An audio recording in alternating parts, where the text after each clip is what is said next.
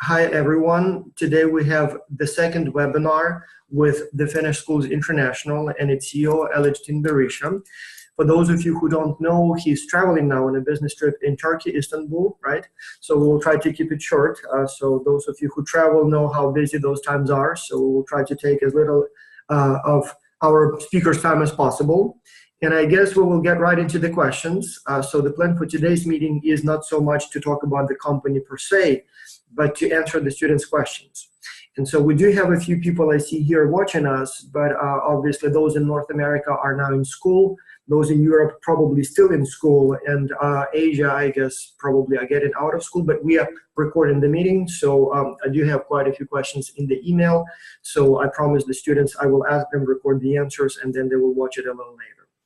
And so just a quick update, Elishtin, so there are a few children's teams working on your challenge. In fact, it seems like it was one of the more popular companies. And I've been following closely what ideas they have so far, and it's actually interesting. I believe I shared with you that two of my own kids are participating in the project. And so one of them is working on your challenge, Sophia. She's in the team with other 10 and 11-year-old kids. And so I've had a number of meetings with them on Skype, with the students' parents. And I don't know, I mean, some of the ideas they proposed for the School of Their Dream is, more like more games, more fun, which I suppose is fine. But some are a little bit deeper, so I'm glad to see that. And so let's get directly to the questions and answers. And they wanted me to ask you a few things and get your feedback. So a lot of questions about the location. So they have all kinds of ideas. One team looked at the kind of globe, and they believe that you should go to the countries that are relatively wealthy, and then at the same time may not have a very good public school system. And so the logic there is that on the one hand, it's a private school and it's not a cheap one, so people have to be able to afford the education.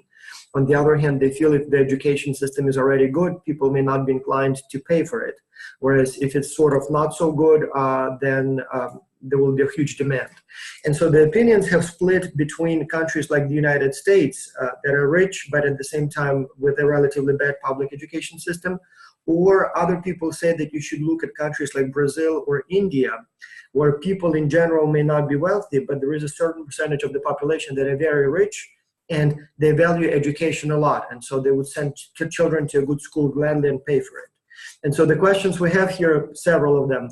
One, what are your thoughts on location so far? Do you have any reservations about specific areas? How would you choose your new location? And whatever else you can tell us about your plans as far as expanding to new markets. Yeah, thank you, Vas, and hello everyone that is watching currently and then that will be watching it recorded. As far as locations, we have no reservations. The criteria that we look for, some of them you already mentioned. The other criteria is the potential. So we tend to go to those countries that have an interest in private education and international education, but at the same time, some of the countries that we have even started are quite challenging. So, I mean, in Kosovo, the whole private pre-university education was around 5,000 students. So in the whole country, there were only 5,000 students in the private schools, which is relatively small in terms of percentage as well. It's around 1.5%. In Albania, for example, it's a bit more. There are around 25,000 kids in the private schools.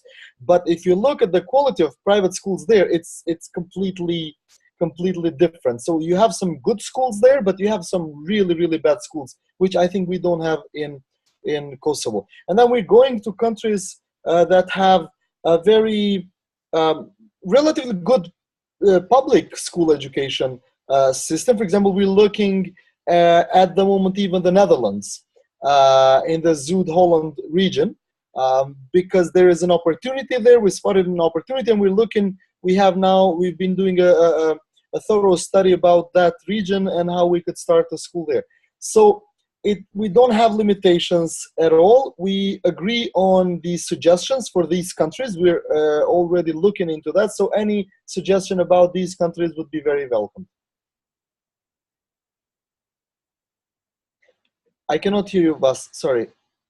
Sorry, I muted my microphone. So I see we have several students watching us. I see Gamma, Harsh, Ilya, Oleg.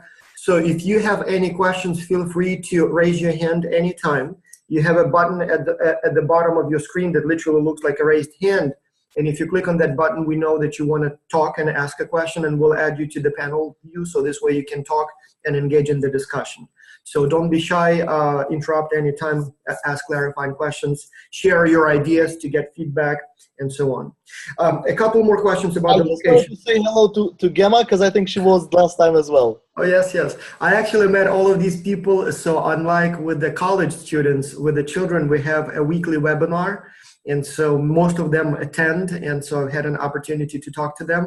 And I must say, some of them are so smart. In fact, most of them are smart, but some are literally stronger than my MBA students. I mean, I wish my MBA students were so articulate and so inquisitive. So a few more questions about the locations. I was observing a discussion in one of the teams where they argued about 3 different countries. So one student was saying that the Czech Republic should be a good choice, and she was saying that they value education. It's a small market to conquer, to focus on, and it's not too far away from where you are. But then her team members responded and said, first, it's a very small market, and so investing in it would make not much sense because it's a small, like you may have 1, maybe 2 private schools in the whole country, and that's probably will be enough. Second, another student said that they have a language that probably, not necessarily familiar to any of you. And so they felt that it would be better to go to a country perhaps that is a little bit more traditional, either speaks English or at least people are a little bit more fluent. But then again, somebody responded to that and said, well, maybe they do value English or education in English, so maybe it would be a good option. And so they had this whole debate going on between, Czech Republic or the United States. What is your response to that? I tried not to intervene, but I wonder if you ever looked at small countries like Czech Republic. Yes, there were several projects from the previous semester about Czech Republic. So we looked. That's not a new idea. Yeah, no, there were several, and then we looked at them, and I have already a call next week with someone from Czech Republic who worked in the education sector. We want to commission a deeper study into Czech Republic. There has been some changes there, a consolidation. One of the biggest education groups, they bought 2 of the schools, 2 of the British schools, they merged together, and I want to know more and to see why that has happened. I haven't been able to really dig deeper if that is because the market is shrinking or because they're just consolidating and it's growing. But Czech Republic traditionally has been one of the countries at the forefront of international education. Most of I didn't know that. There are several also higher education institutions there, private higher education institutions, and a lot of American universities have study abroad centers. So the idea may not be as crazy as it looked. No, it's not as crazy. Okay. It could be quite good. All right. So that's interesting. Another big discussion that I saw in another group was about Ukraine. So they have a student from Ukraine, and she said Ukraine is extremely interested in high quality education. But then another team member responded and said, well, it's an expensive proposition, and especially if some of the teachers come from Finland, they have to be compensated at the level comparable to what they would be paid in Finland. And so as a result, you cannot go down on tuition too much. Even if the cost of living is low, you still have to pay basically globally competitive prices. And so the question is, so do you think poorer countries have no chance of getting one of your schools? And 2, what would be the tuition level that is the absolute minimum that you need just to cover your expenses? So how much per month can it go, like how low can it go to still be economically viable for you? And I think that number will allow them to make some judgments as to whether or not the country can afford it. Yes. Ukraine is also an interesting country, actually. And also they're close geographically to Finland, and they have been looking at Finland for so much time. They have now a reform, a public education reform. And one of the models that they're looking at is Finland. So it has become quite popular. Again, we had Ukraine in the previous semester in, I think, 7 or 8 cases, some really good studies. And Ukraine is definitely an interesting case. What is the lowest level? I think around 5,000 euro would be the lowest. And even that per year per student. per year per student. So we're talking about then roughly $500 per month, right? $500 per month. If you could offer that price here in the United States, I would sign up both of my kids, tomorrow. But, maybe in the United States could be a bit problematic. Right. I assume the living expenses. Your teachers, if they are expatriated, you basically have to pay for all the living expenses while they are in the country. So there is some marginal cost. Exactly. It's so expensive to have expats. For example, in our current 2 locations, we have 80%, 85% all expats, and it's driving costs down. But I think in country like Ukraine, if we have, let's say, 30, 40%, or even 50% of Finnish teachers and management, and the rest is local, I think we can go around 5,000 euros if we could find a good deal on campus. So basically, with prices that you quote, it actually seems quite affordable. So it seems like even within, if you go to Kiev, Ukraine's capital, I assume that's not a huge price for a good education. And so it sounds to me then even the poorest countries would not be off the table because of the cost, right? No, Interesting. not really.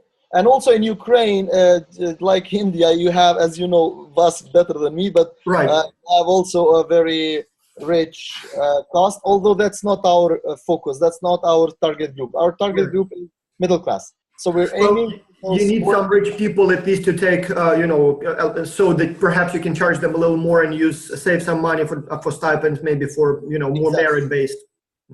Yes. That's interesting to know. That's something I didn't know. That's very interesting. Yes. And there is a question from Harsh right now here in the chat room. He's asking about Sweden, I assume on the basis of proximity and also value for education. But to my knowledge, they have pretty decent public education already. So I wonder if they would be willing to pay.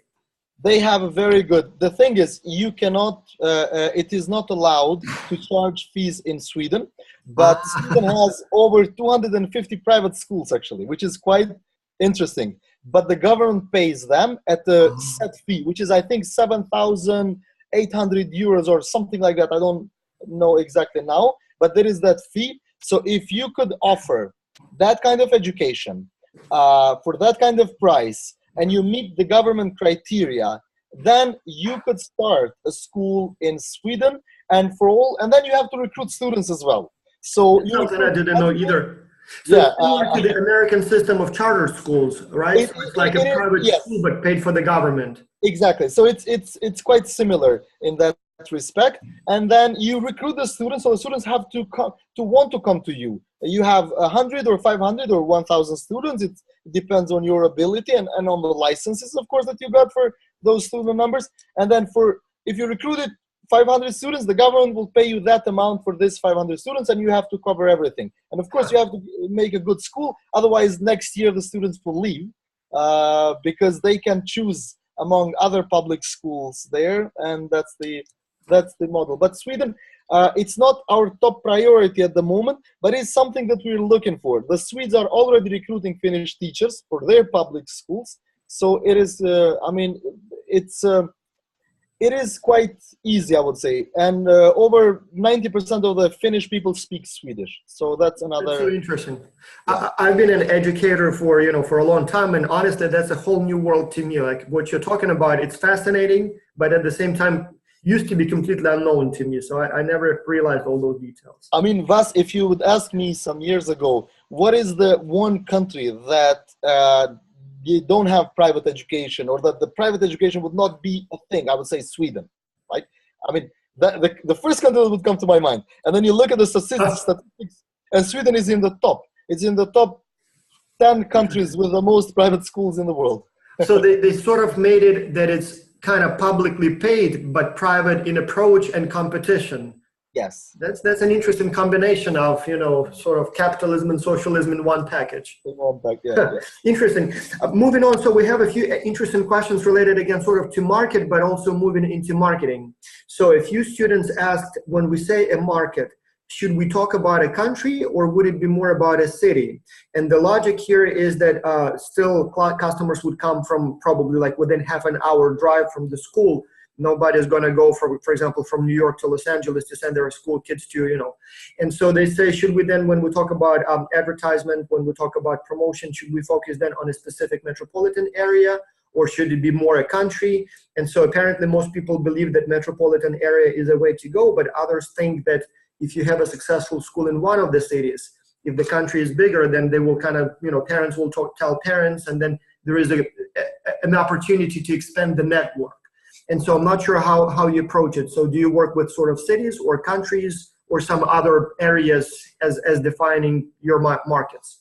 It depends. Well, for example, in Colombia, we're working on a project to start 2020.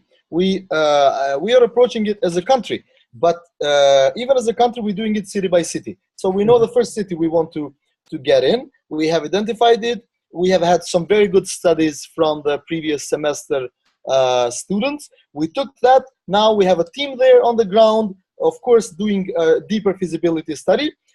So we have a whole plan for the whole country. We want to build 12 schools there, but not in first year, not in the first 5 years. So it is a longer project, but we're starting it in one city. So I would suggest it's better to go with a city in a smaller, because if you're proposing something, especially in terms of marketing, and new market entry study, it's the city that is easier to do, because the whole country could be difficult. Makes perfect sense to me, yes. So, and then also talking about advertisement, so a lot of debates and sort of almost wars among the team members as to how you should advertise. So your advertisement ultimately goes to parents, right? So they are the decision makers. And then I assume advertising products like this or services like this on TV probably will be too broad and too expensive. That's what many people believe. And so most of the students say that you should go via social media and focus specifically on people with children of certain age, or perhaps go to the local exhibitions or the, the school fairs. Most of the countries have that. So could you talk a little bit more about what you already do, and then which methods do you find feasible and which ones may be too costly and not focused enough? Exactly. I think they got it right. What we have done so far is we have only used social media, and we've used open days, and we've used some sort of PR to penetrate the teachers, and we to penetrate the parents. Sorry. So we focus on parents, and as new schools, you need to build credibility. How do you build credibility? One of the ways to build credibility is if you could showcase your teachers, your teacher biographies, CVs. These are important things. That's what we do. We organize meetings. They come to school. They meet with a principal. They meet with other teachers. It's very important. And we mostly do social media PR. I would send to you, for example, our Kosovo page, and you will see how we do it, what kind of materials we post there. We've launched now a new video which is around a bit longer, 2 minutes, that encompasses all it. It will be online in the next 2-3 days. So this is the thing. In Kosovo, we're thinking to do a little bit of TV ads because it's cheaper, but anywhere else, I think it's impossible. Yeah, it makes perfect sense. I see Harsh, you have a lot of questions. Harsh is one of our students from India, one of the more active ones. So Harsh, I added you as a panelist. If you would like to unmute your microphone and a video, so you can literally ask the questions directly instead of posting them in the comments. We'll give him a minute if he wants to switch on. But a question that I have for you, Alishtin, not related to this challenge specifically, but in general. As you know, we have the Sculpture Symposium twice a year. And so this year it will be in Italy in July 29, August 4. So basically last couple of days of July and the first few days of August. Do you think you might be interested, able to join us? Will your schedule permit you? First of all, most of the kids will be there. But second, what you're talking about, this is fascinating stuff. We will have students from all around the world, including, for example, many of them from Colombia, as well as many professors. And it seems to me that if we could organize a session on education, entry-level education for kids, just to, introduce us to the challenges and opportunities and systems, I thought it would be a fascinating topic for everyone. So how is your schedule? I think I could do it. I actually looked at it. I was interested. I actually even wanted to talk to you, but I was for the last 4 days in Helsinki. I will be here today. I will go back tomorrow to Pristina. On Thursday, I am in Tirana. On Friday, I am in Zagreb. So it's crazy traveling, and I didn't have really time to come back to you for this. But I think I can do it. I will confirm in 1 week or so, but I think I can do it. Yeah, we have time. As I said, I thought since everybody who will be attending will be either a teacher or a student, or many of them will actually be students who worked on your challenge. I thought it would be very interesting for them to meet you, but also a good opportunity for you to share your knowledge and experience in this area, and maybe even promote the school, because as I said, most of these people are former MBA students, now managers. Many of them already are parents, many are teachers. So it seems to me like there may be some opportunities for collaboration. Absolutely, and there would be opportunities for collaboration. They could work with us and for us in the years to come. Wonderful. I see also Oleg Leskev raised his hand. So if you would like to unmute your microphone and ask a question or make a comment, he's one of the teachers, by the way, from Ukraine. Please go ahead. Yes, hello. Do you hear me? Yes. So my question, right now one of my students working on the third chapter of the report. It's marketing.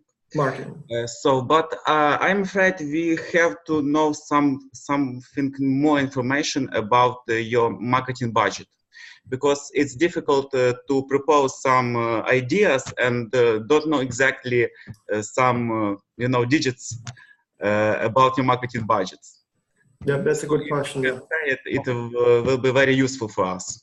Yes, I can tell you about this. It's quickly. We spend around 6% of our budget in marketing. So it depends from 3 to 6%. 6% would be the maximum. So depending on your estimations of how many students you think we can have, at what kind of price you think would be suitable for, let's say, Ukrainian market, then that should be the budget. In other words, it could be from around 30,000-40,000 to up to 100,000 maximum. Okay, thank you. So looking at the numbers, let's say if you do have 500 students at about 5,000 euros, yes, it comes up to about $100,000 or so per year if you spend 6%. My recommendation here would be for the students to try to find the most cost-effective methods. Often you don't have to spend much money to be effective. Maybe, word of mouth, networking, customer, talking to the customer. It may not cost you anything and be much more effective than, for example, ads on TV. So if you can come up with some sort of, clever ideas, it may perhaps be, it doesn't even have to cost anything to be effective. And so those would be the most valuable ideas. So just one quick thing. In Tirana, we spent 35 euros on Facebook ads. We got 490 prospects, and we got 8 registrations in the first week. There you go. It doesn't have to be lots of money. Yeah. Plus, if you go clever, I mean, some students I know for other companies would suggest things like, maybe organize a little competition or maybe do a little, like a contest online. And so people would then refer friends. And in many cases, it would be more of a game for them than anything else. And so that may be much more effective in that case. Games are always very popular and helpful in these days. Yeah. Good answer. Harsh, did you want to ask your question? I see you unmuted your microphone, and you can switch on the video if you want. No. Go ahead, please. Would distributing small pamphlets be effective to introduce a new school? I mean, with the newspapers? Yes. Well, newspapers, I think, unless you believe that our segment, our target group, reads that certain newspaper, I would say avoid newspapers. But for example, let's say in India, in Delhi, or in Mumbai, there is one newspaper who is read by all the intellectuals or all the middle class, upper middle class, and to advertise there is very smart. So I would say if you find this pamphlet that caters to our segment, go for it. Otherwise, I would say avoid newspapers. Mm-hmm. I can also give a tip Thank here. We looked at promoting the Culture Kids, and so we're looking at different countries, and some of the most interesting audiences or kind of segments of the market that are interested in this program are expatriates in foreign countries. Like, for example, apparently in some countries, especially in Africa, there are whole schools that specifically cater to the children of expatriates who work there. Yes. So, for example, we found that in Ghana, in Kenya, in Zimbabwe, I mean not Zimbabwe, Zambia. So there are big companies that either do some mining or production, and so there would be literally hundreds of expatriate employees working there.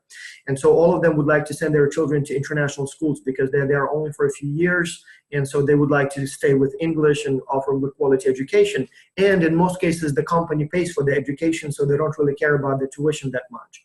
And so the best way to advertise to them, turns out, they have the expatriate newsletters. So they have a basically like a news, not really a newspaper, but a paper sort of, yeah, like a brochure that goes out every, I don't know, week or month, specifically to people, foreigners who work in that country. They tend to live like in compounds, you know, like gated communities, and tend to be very close to one another. And it's not a big population, so it's like hundreds of families perhaps, but they're very interested in these options. And so it's relatively easy to target them. If you put the ad in that, you know, newsletter, then it reaches everybody who you're interested in. And so that may be a very inexpensive and effective way to do it. And the question then becomes, obviously, where else do you have those communities? Do they already have private schools and perhaps there is too much competition, or maybe they actually don't have anything? Maybe it's a new community, maybe a factory was just built and they have a few hundred families from all around the world working there, expatriate families. And so there is the demand, but there is no supply, and there is an easy way to reach them either through an electronic newsletter or a paper newsletter. So those are the ideas that I assume the company would be most interested in. Cheap, effective, yes, very focused, and money is not an issue for them in most cases. Absolutely. You mentioned, for example, the international school in Lusaka charges very, very high fees, right. 3-4 times of the fees we just discussed. Yeah.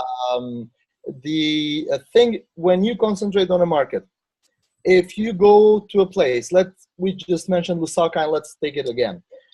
If there are only 2 schools, 2 international schools, 2 private schools in Lusaka, I think I would suggest that maybe that's not the best market. Right. Because it means that the market that is being divided by these 2, and perhaps there wasn't a bigger demand for other schools to pursue it. But if those schools have 3,000 students each or 2,000 students each, then yes, then you see that there is a market, there is a potential, but that perhaps the supply was not there for several other reasons. But if in a country you see 50 international schools, and you would say, well, this is very crowded, this is huge competition. Absolutely, there is huge competition. But if you have to offer something different from the others, it means that there is a market. So in this case, if you only recruited 10 students from each of these 50 schools, you have 500 students. And 500 students is a good number. Right, and I assume, again, if you go to countries that are experiencing an economic boom, like, again, some places in Africa, some places in Asia, Latin America, for that reason, I like Colombia very much, because 15, 20 years ago, everybody thought about them as drug cartels. Now, all of a sudden, it's a very viable, booming economy. You can have pockets, you can have maybe sometimes even smaller towns, where all of a sudden there are big businesses coming in. And so all those expatriates come to the country or to the town, and there is really no good education option for them. And so the demand may be huge, and in that case, if you know of places like that, it would be a very interesting option for the company. All right, I think I've exhausted all the questions that came by email, and Mr. Berisha asked us to keep it short because he is on a business trip in Istanbul. So if you have any questions, now is the time to ask. So Gemma, Harsh, Ilya, Oleg, if you would like to go ahead with your questions, now is the time. And or as they say in the marriage, speak now or else forever. right, exactly.